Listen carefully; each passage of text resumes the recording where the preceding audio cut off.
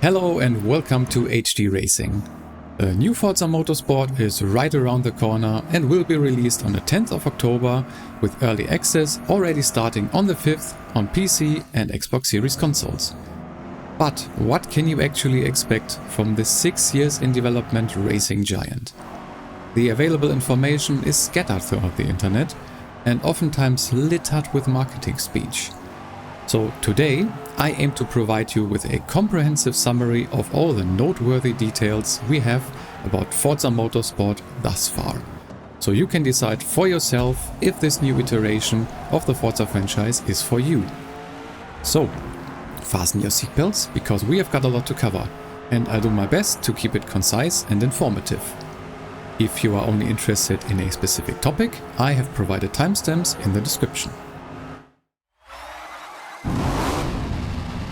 Let's start with what I consider the most important aspect of any racing game, the way it handles on the track.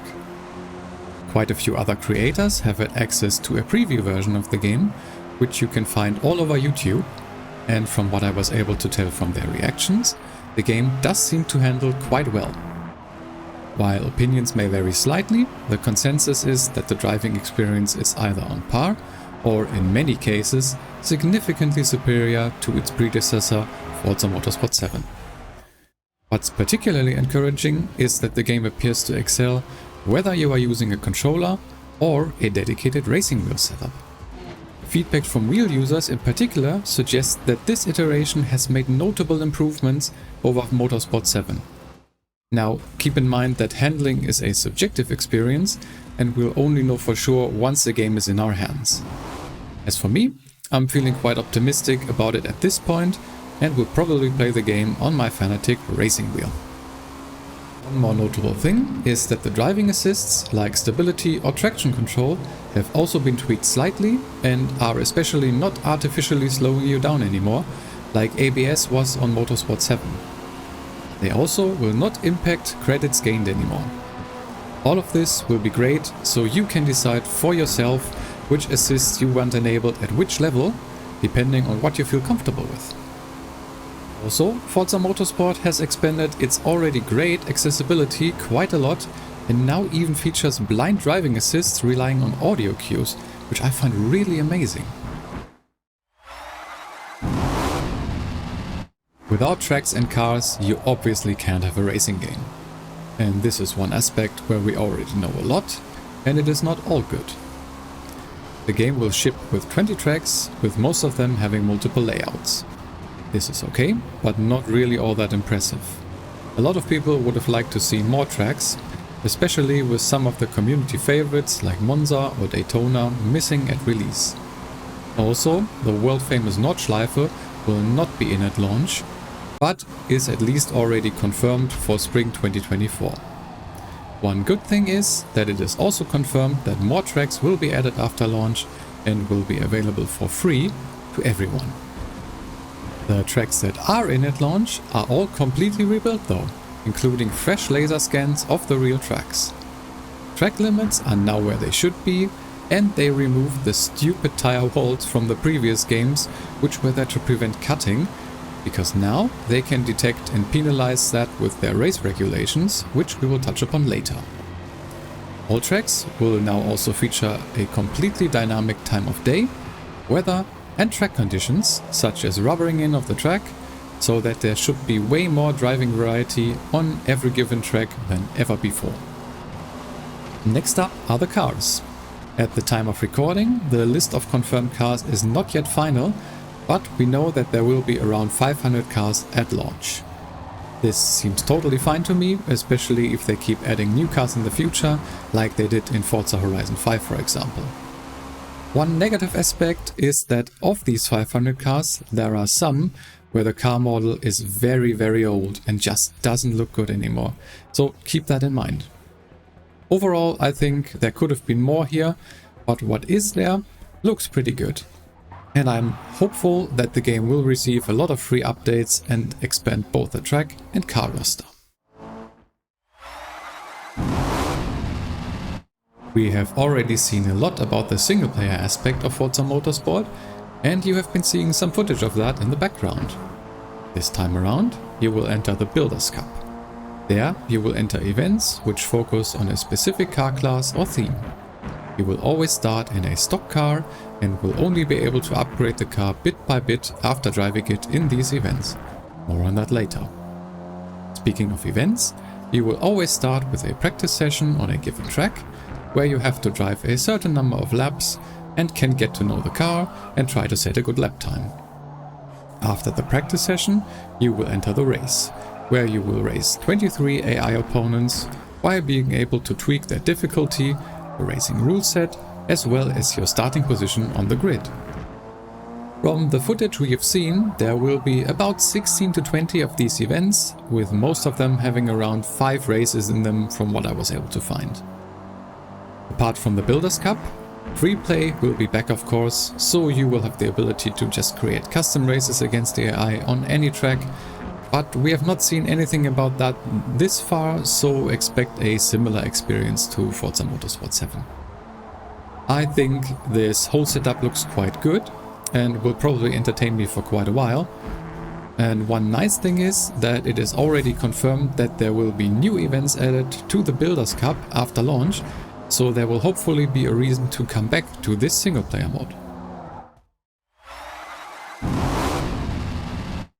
Single player is obviously impossible without AI, so this is something Forza Motorsport needs to get right.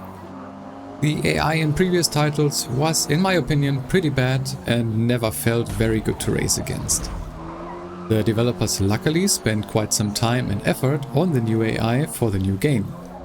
We know that it will be way faster than ever before, and that without cheats or rubber banding, which is awesome. Supposedly, the AI can be as fast as the fastest human drivers, but we will have to see about that. What we do know is that in the preview version, the AI looked very much improved with being fast and also making human-like mistakes, which should make them way more fun to drive against. Adjustability is there as always, with being able to set difficulty and also now starting position on the grid freely. So you can tailor every race to the particular challenge you enjoy. Sadly, the AI in the preview was still suffering from 2 problems that I could see. Sometimes driving like the player is not even there, and the leader pulling away way faster than the rest of the field, and the drivers behind you not attacking anymore. It was mentioned though by a lot of players of the preview that the AI was not final in the build of the game that they played, and that it will be improved for launch. I am a little bit skeptical still if that will actually be the case, but at least I am certain that overall the AI will be much improved over previous titles, and hopefully the developers will have either fixed the problems for release or are at least able to fix it quickly after. Progression is one of the most controversial topics of everything we know about the game. In the new Forza Motorsport, contrary to previous titles, you will only use your in-game credits to buy new cars. All of these new cars will be stock, so without any upgrades. And you will not be able to install any because of the new car mastery system. In order to upgrade your car, you will have to level it up first. You will do that by driving the car in any mode, where the car will gain experience and therefore levels, which will unlock part categories and give you car points that you can then use to upgrade the car. While this does sound kind of interesting at first, because you will get to know the car and slowly upgrade it over time, hopefully also learning something about tuning in the process, there is one big downside. You will have to do this for every car you buy. So no more buying a car to simply upgrade and tune it to your liking. You will have to level it first. Every time. And this has created quite a lot of skepticism and frustration in the community, and I tend to agree. While I think the idea is nice and it will be cool for a while in single player, it might quickly get tedious if you don't want to drive every car in stock configuration. We will have to see how it goes after launch, but this is the one system I hope the developers reconsider and change. Upgrading and tuning has, apart from the mentioned locking through the car mastery system, largely stayed the same. You will still be able to change a lot of parts and fine-tune your car afterwards. From some reports, the individual incremental upgrades can even be felt more than in previous titles, though that might be quite subjective and we will have to see. There are some notable additions to the system though. There are now fuel levels and different tire compounds like softs, mediums and hards, which will affect the handling and speed of your car. Also, there are now options for adding ballast to the car to even out the weight distribution, adjustments to the suspension geometry, as well as car-specific settings for force feedback scaling and wheel rotation for steering wheel users, which is highly appreciated. We have not seen much regarding visual customization of the cars, but I would assume that it will be mostly unchanged from Motorsport 7. Sadly, it looks like we will still have the ugly old Forza wing. Bummer. But overall, the changes to upgrading and tuning have me quite excited to dive really deep and create awesome track cars that really fit my driving style. Multiplayer is probably the most important part of the game for long-term replayability. Luckily, there was quite some focus put into both the multiplayer modes as well as the goal of competitive and clean racing. Let's start with the modes. You will have the choice of two different types of series in multiplayer. There is the Spec series, which will be limited to a certain type of car with an applied balance of power, or BOP, to keep the different cars of a type competitive, so no upgrading your cars here. There will always be a Spec series for GT cars and one for touring cars. And at least two more Spec series will be available at any time, and they will rotate on a weekly basis.